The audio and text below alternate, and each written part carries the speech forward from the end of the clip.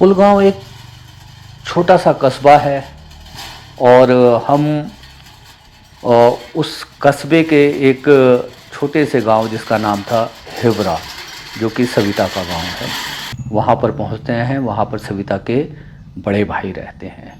हम महानगरों में व्यस्त हैं, कॉरपोरेट जॉब्स कर रहे हैं, रोज़मर्रा की ज़िंदगी में उलझे हुए हैं। हमारा संघर्ष का जो चक्का है इतना तेज़ी से चल रहा है कि वो हमें ज़्यादा कुछ सोचने समझने का मौका ही नहीं देता, कहीं रुकने का, रुक कर कहीं ठहर के सोचने का। यदि हम अपने बच्चों से यदि मतलब पूछेंगे कि दूध कहाँ से आता है, तो शायद उनका जवाब होगा मदर डेयरी से या अमूल का।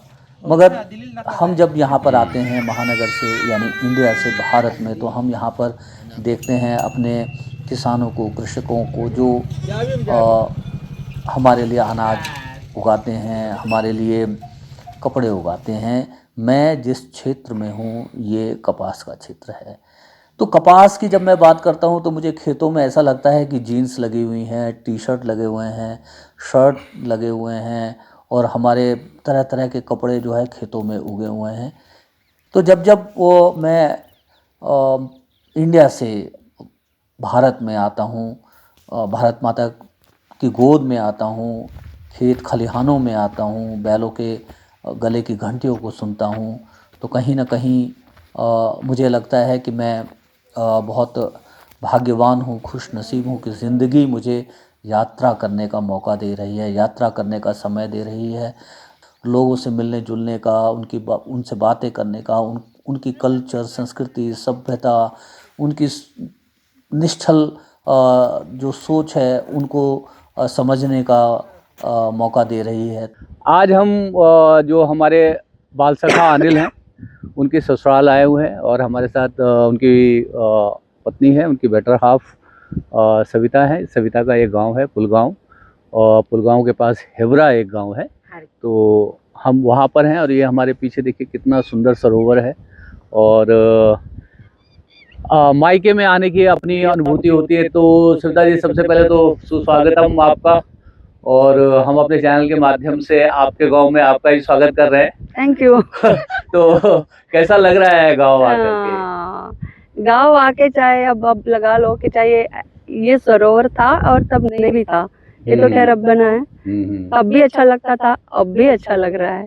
मायके का आने का एक सुकून जो होता है ना, किसी भी लड़के को उसका अनुभव अनोखा होता है, वो बता नहीं सकते, उसको शब्दों में व्यक्त नहीं कर अंदर सकते। से जो फीलिंग होती है अपने मायके वाले, अपने भाई बहन, भाभी, माँ बाप, जो भी लोग रहते हैं ना, उनको एक नज़र भर देखने से ही अलग सुकून मिलता है।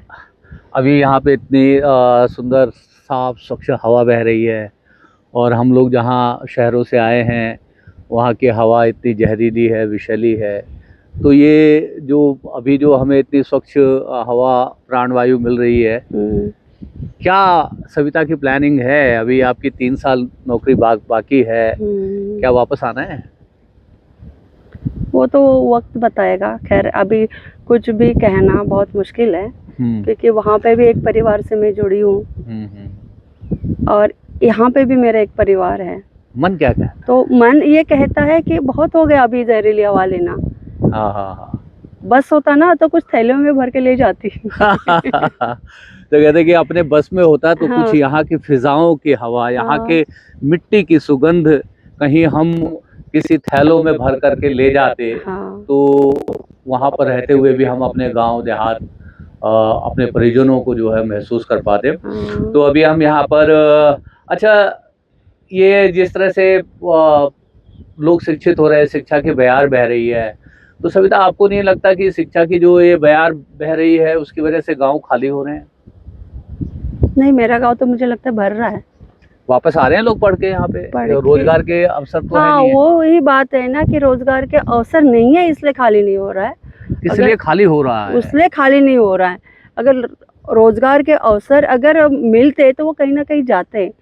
और हमारा गांव तो ऐसा है कि यहाँ लोग हमेशा आकर ही बसे, क्योंकि ये गांव में रोजगार हमेशा रहा है।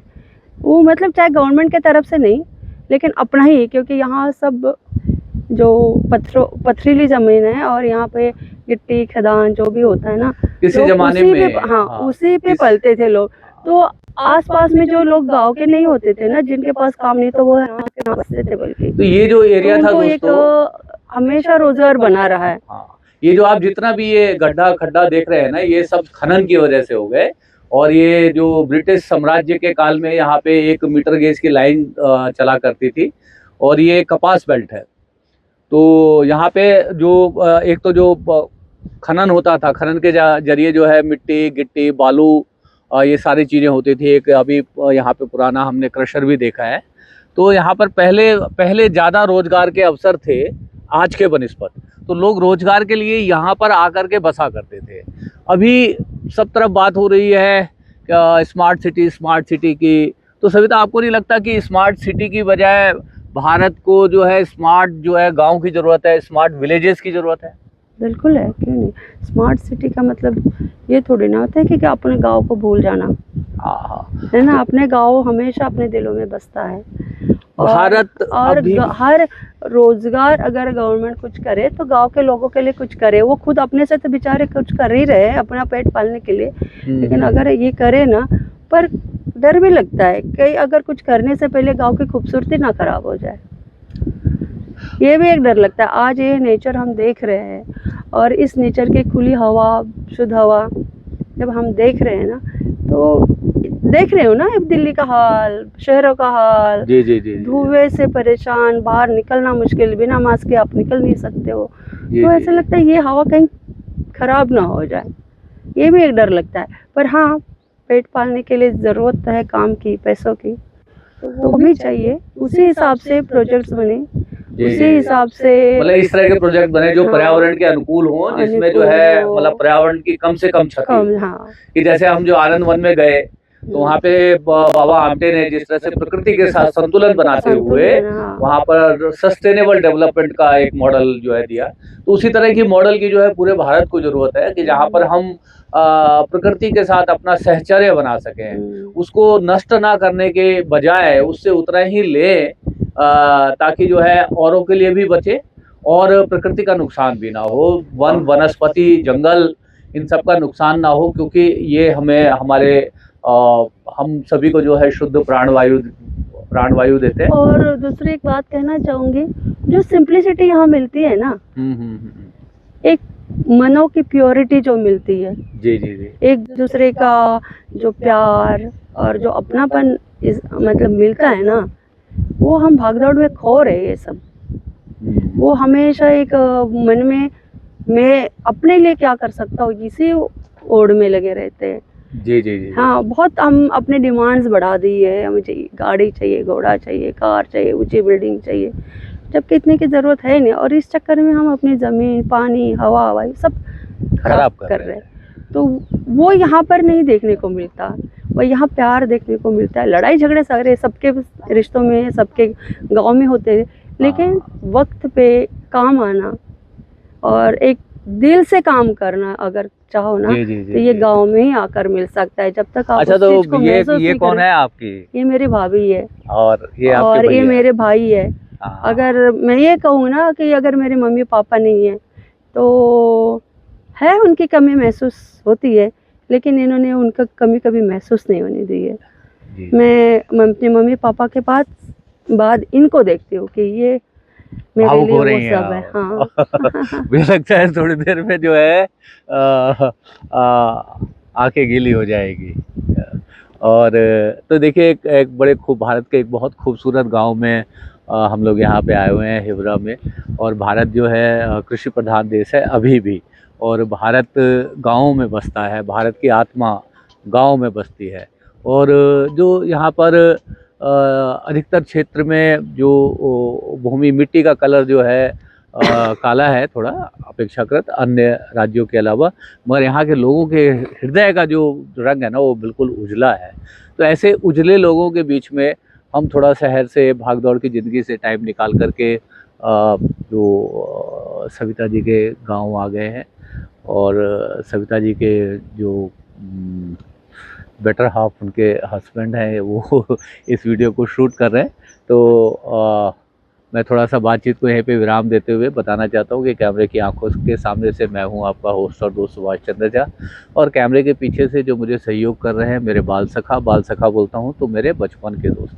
अभी लोगों की हिंदी बहुत कमज़ोर हो गई है, तो हमको हिंदी ज़्यादा से ज़्यादा बोलना चाहिए ताकि हम अपनी पहचान, अपनी भाषा कहीं खो ना दें।